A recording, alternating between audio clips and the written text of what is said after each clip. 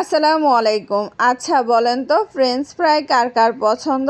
আমার মনে হয় এটা বাচ্চাদের একটু বেশি পছন্দ, তাই তো আমরা এটা বেশ কিছু চড়া দাম দিয়ে বাইরে থেকে কিনে আনি বাচ্চাদেরকে খাওয়ানোর জন্য। তো আমি আজকে এরকম একটা রেসিপি বাসায় ট্রাই করেছি, ভাবলাম যে আপনাদের সাথে একটু শেয়ার করি। আমার ছেলে বায়না করেছে ও ফ্রেঞ্চ ফ্রাই খাবে, তো আমি ওর জন্য বাসায় কীভাবে বানিয়ে ফেলেছি সেটাই আজকে আপনাদের সাথে শেয়ার করব।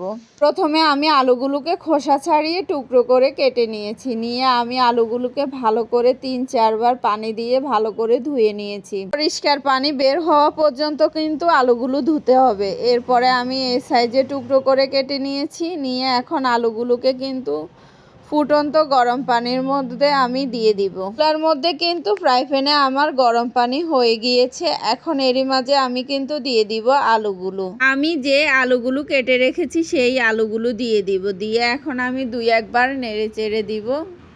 দিয়ে আমি এখানে দিয়ে দিব 1 টেবিল চামচ পরিমাণ লবণ। লবণটা যদি সিদ্ধ করার মধ্যে দেন তাহলে কিন্তু আলুর ভিতরে ঢুকবে, এই আলুর কিন্তু খেতে ভীষণ মজা লাগবে। তো আমি এখন একটু ভালো করে নেড়ে চেড়ে দিব। 2-1টা বলক আসা পর্যন্ত অপেক্ষা করব। এসে গিয়েছে, এখন এরই মাঝে দিয়ে দিব আমি অর্ধেক লেবু চিপে রেখেছিলাম, এই লেবুর রসটা দিয়ে দিব। লেবুর রসটা দিয়ে কিন্তু আমি এরই মাঝে আবার দিয়ে দিয়েছিলাম 1 টেবিল চামচ সয়াবিন তেল, রান্না করা যে রেগুলার তেলটা ওটা। তো দিয়ে এখন আমি আবারও একটু ভালো করে নেড়েচেড়ে মিশিয়ে নিব।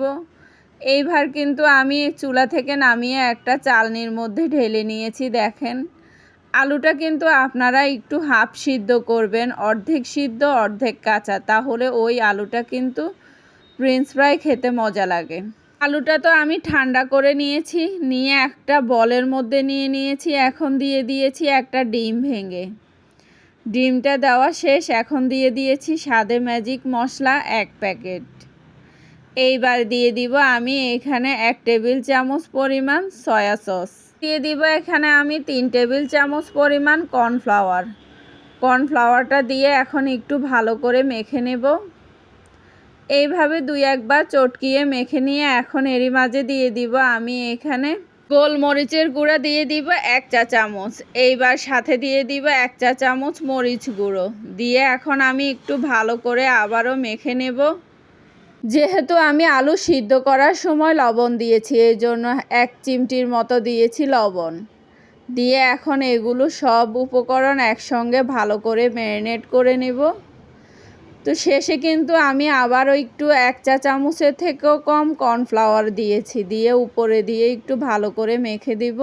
চুলার মধ্যে অলরেডি আমি তেল গরম হওয়ার জন্য বসিয়ে দিয়েছি। তেলটা তো গরম হয়ে আসছে, এখন দিয়ে দিব একে একে সবগুলো আলুটা দিয়ে কিন্তু এখন ভালো করে উল্টিয়ে পাল্টিয়ে ভেজে নিতে হবে। এইভাবে কয়েকবার উল্টিয়ে পাল্টিয়ে ভালো করে নেড়ে চেড়ে দিলে কিন্তু আলুগুলো ভাজা হয়ে যাবে। আলুগুলো কিন্তু আমার ভাজা হয়ে গেছে, তারপরে আমি একটু ভালো করে নেড়ে চেড়ে দিচ্ছি আলুগুলো যেন এপিট ওপিট ভালো করে হয়ে যায়। আলুগুলো কিন্তু হয়ে গিয়েছে, এখন একটা ছাঁকনির সাহায্যে আমি ছেঁকে নামিয়ে ফেলবো।